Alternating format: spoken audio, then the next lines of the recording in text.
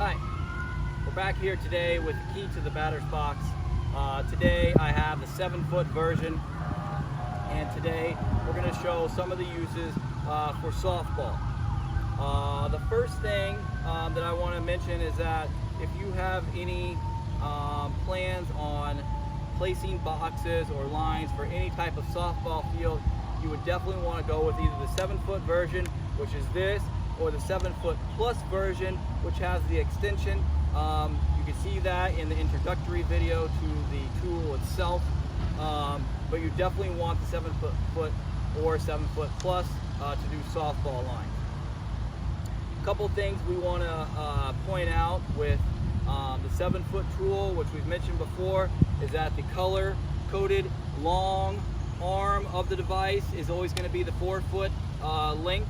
The white will always be the 3-foot length, just so it's easier to use the tool. I don't have to line them up side to side and try to figure out, while I'm using the device, which side is longer, which side was a 4-foot. I know because it's color-coded.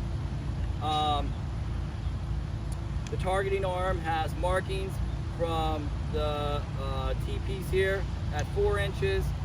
Typically Little League batter's boxes as well as Little League softball boxes are 4 inches off home plate.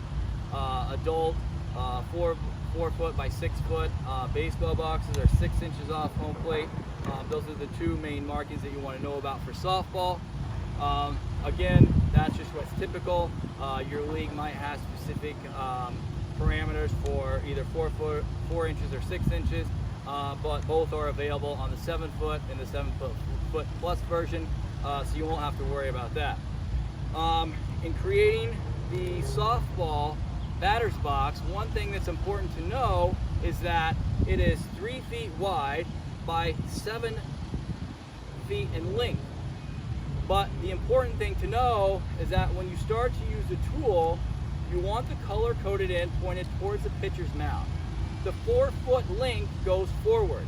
So just like every other batter's box that we've drawn lines for, you're going to use a targeting arm, and you're going to place it on the back corners of home plate to make yourself perpendicular to the plate and make sure your lines are straight. Now, you can line it up either at 4 inches off the plate, or you can line it up at 6 inches off the plate, whichever age group you're drawing the box for. But again, we use the back corners of the plate to make sure we're perpendicular here.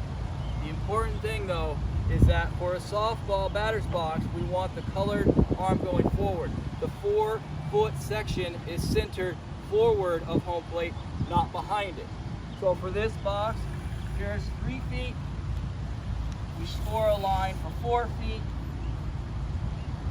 We flip it over. I did this one 6 inches off home plate. So I'll line that up again. Line up my arm with the back corner. Score 3 feet. Again, my color-coded end is going forward. And score that at 4 feet. Now, opposite of when we did the 4 by 6 foot box, we want the back of the box to be 3 feet wide. So we're going to use the white end. We know that the white end is always 3 feet. The color-coded end always going to be 4 feet. So, just like before, we line our targeting arm up with the line that we just scored.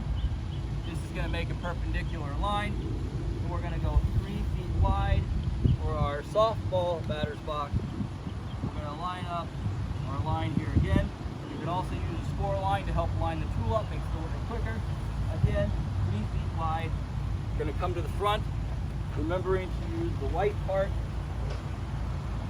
Again, scoring our 3-foot line across the front. Line it up, nice and quick. 3 feet there again. Now, I just come to the sides and complete my box. Again, if you want to use the targeting arm to make sure you're kind of lined up perpendicular to home plate, that's easy to see. Or you can just match up the 2 corners that you just drew. Either way, you're just completing your box at this point.